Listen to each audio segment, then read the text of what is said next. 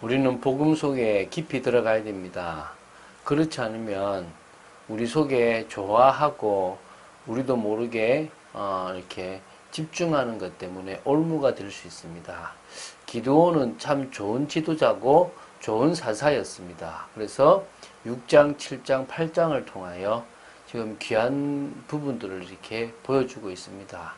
어떤 사사는 딱 한 줄에 끝나는데 6장, 7장, 8장이 나올 정도면 참 많은 기록이 있습니다. 그런데 그런 귀한 사사가 조금 또 올무에 빠지는 모습들도 사실은 있습니다. 그래서 그 부분을 우리가 한번 보도록 하겠습니다. 그래서 이걸 통해서 우리도 모르게 집중하고 좋아하는 것들까지도 우리가 복음 안에서 변화되지 않고 또 진짜 하나님이 원하시는 그런 방향으로 가지 않는다면 속을 수 있음을 기억해야 될 줄로 믿습니다.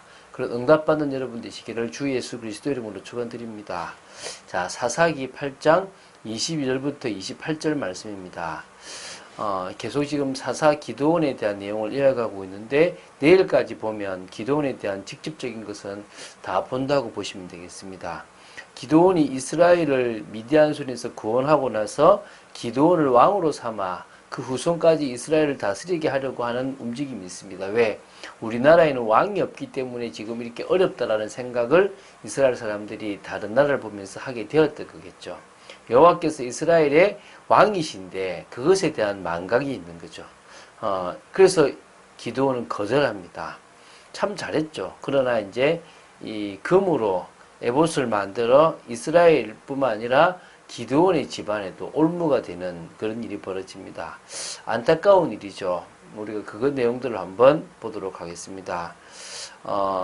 우리 22, 23절 합독하겠습니다. 그때에 이스라엘 사람들이 기드온에게 이르되 당신이 우리를 미디안의 손에서 구원하셨으니 당신과 당신의 아들과 당신의 손자가 우리를 다스리소서 하는지라. 기드온이 그들에게 이르되 내가 너희를 다스리지 아니하겠고 나의 아들도 너희를 다스리지 아니할 것이라. 여호와께서 너희를 다스리시리라 하니라. 아멘. 주님이 여러분을 다스리시다는 사실을 기억하시기 바랍니다. 자, 기드온이 전쟁에서 승리하고 돌아온 그때에 이스라엘 백성들은 훌륭한 지도력을 가지고 이스라엘을 이끌어갈 만한 왕이 없었기 때문에 이스라엘이 이 주변 국가들로부터 이 잦은 침략과 고통을 당한다는 생각을 가지고 있었다는 것입니다. 앞에서 제가 좀 얘기했죠, 그죠? 그래서 이제 이런 상황 속에서 자신들을 괴롭히던 미디안의 그 연합군을 물리친 이 기드온을 그들이 왕으로 세우려고 했던 부분들이 나오는 겁니다. 자, 여기서 지금 우리가 지금 잊어버린 게 뭡니까? 여호와 하나님께서 이스라엘을 보호하시고 다스리시는 진정한 왕이라는 사실을 그들이 잊고 있다는 것입니다. 저와 여러분의 삶에 어제나 오늘이나 영원토록 변함없이 역사하시는 분은 주 여호와 하나님이십니다. 또 우리를 지키시는 분은 우리의 주 예수 그리스도께서 우리를 지키시고 그리스도 안에서 우리를 지금 인도해 가신다는 사실을 기억해야 되는 것입니다. 이런 거죠. 이러한 사실을 이러한 사실은 그들이 이 기드온으로 하여금 왕이 되기를 요구한 이유를 보면 알 수 있습니다. 당신이 우리를 미디안의 손에서 구원하셨으니 이렇게 말했어요. 당신이 구했다는 거죠. 하나님이 구했다가 아니라 하나님이 기드온을 써서 구했다가 아니라 당신이 우리를 구했다는 거예요.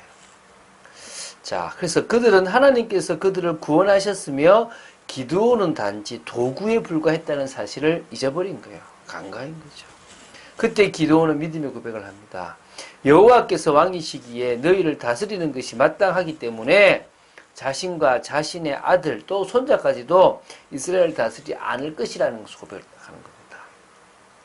자, 24절부터 26절은요. 기드온이 왕이 될 것은 그러니까 왕을 해달라고 할 때 왕은 거부합니다. 사실 그 당시 왕이 된다는 것은요, 되게 큰 권력을 가지는 것입니다. 이제 모든 백성들의 최고 우두머리 되기 때문에 자기 멋대로 할 수 있는 것입니다. 근데 그것은 거부했습니다. 근데 오히려 다른 취미가 있었던 것 같아요. 우리 그 앞에서 보면은, 그 두왕에, 그 두왕을 죽이고 나서 거기에 있는 낙타목에 있는 여러 가지 어떤 금장식들을 가져갔지 않습니까? 지금도 이제 그런 겁니다. 이스라엘 백성들에게 이제 왕이 되지 않을 것이지만 요청할 일이 있다고 얘기합니다. 그게 뭡니까? 미디안 연합군을 상징하는 지금 이스마엘 사람이라고 했는데요. 그 이스마엘 사람에게서 금고리를 취하였는데 너희들이 취했는데 그것을 나한테 달라고 요청합니다. 그러니까 이제 그 무리가 즐거이 드리겠다. 당신이 우리를 구원했는데 그걸 못 드리겠냐면서 그 겉옷을 펴고요. 각기 탈취한 귀고리를요. 그 가운데 던진 겁니다. 요걸로 볼 때 싸움을 하면서요. 그 죽은 사람들의 그 곳에서 귀고리나 어쨌든 간에 여러 어떤 값비싼 것들, 전리품들을 취했다는 모습도 알 수 있겠죠. 참 인간이 악합니다. 그죠? 어쨌든 그것을 지금 다 보는데요. 얼마 정도 많았냐면요. 그 요청한 가운데 그곳에 모인 금 귀고리의 무게가 금으로 1700세겔이에요. 1세겔이 11.4g이에요. 11.4g. 그러니까 이제 사실은 그래도 뭐 작지는 않는데 어쨌든 그 1700세겔이라 그러면 19.38kg이에요. 많이 나가죠. 그죠?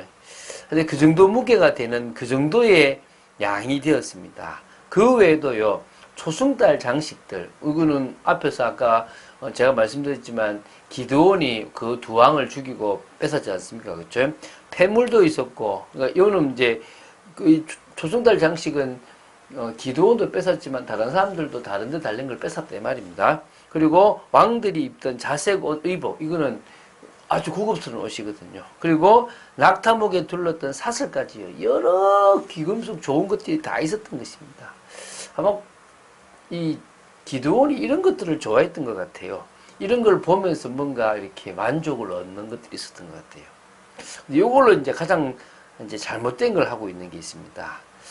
자, 한번 보겠는데요. 27, 28절로 이제 보는데요. 이걸로 뭘 만드냐면 에봇을 만들어요. 그래서 그것도 이 금으로 에봇 하나를 만들어서 자기의 성읍 오브라에 딱 둔 겁니다. 에봇은 구약시대 대제사장이 입는 옷입니다. 금실과 청색, 자색, 홍색 실과 가늘게 꼰 배실로 정교하게 짠 옷을 가리키는데요. 대제사장의 에봇 위에는 12개 보석이 박힌 판결 흉패가 붙어 있을 거예요. 에봇과 판결 흉패 사이에는 우림과 둠밈을 넣었다고 합니다. 이러한 에봇은 대제사장이 여호와 앞에 나아갈 때 입었을 뿐만 아니라 하나님의 뜻을 묻는 신탁의 도구로도 사용되는데요. 이것을요, 특별히 뭐로요? 그 원칙이 아니라 그냥 금호를 가지고 만들어 버렸어요. 그래서 그거를 자기 집에 그곳에 딱 둬버린 거죠. 그러니까 어찌 보면요, 뭐 그런 어떤 우상 같은 걸 하나 만들어 놨습니다. 그러니까 사람들이 거기다가 뭐요? 관심을 가지게끔 만들어 버리고 하나님을 더 멀리하도록 만들어 버린 겁니다. 그러다 보니까 결국은 그것이 어떠냐면 기드온과 그의 집에 올무가 돼요. 앞에 보면 그것을 음란하기 위함으로, 이 말은 뭡니까? 우상 숭배했다 이 말입니다.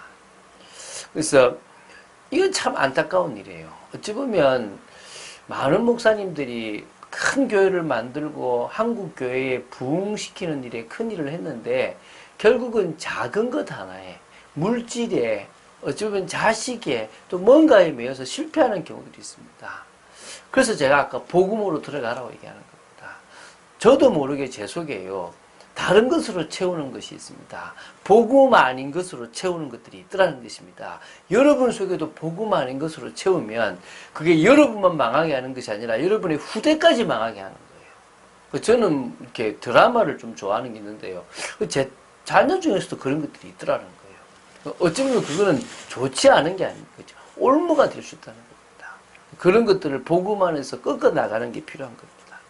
자, 28절은 이 미디안이 이스라엘 자손 앞에 이제 복종하였는데요. 그러니까 얼마만큼 이 미디안의 그 연합군을 다 물려다면 아예 복종할 정도가 되는데 다시는 그 머리를 들지 못한 그 뒤로 이 미디안은 힘을 아예 잃어버렸다는 겁니다. 이 정도로요 기드온이 끝까지 다 이겨버린 겁니다. 그래서 기드온이 사는 40년 동안 그 땅이 뭐 있단 말입니까? 평온했다라고 얘기합니다. 참 잘했죠, 그죠?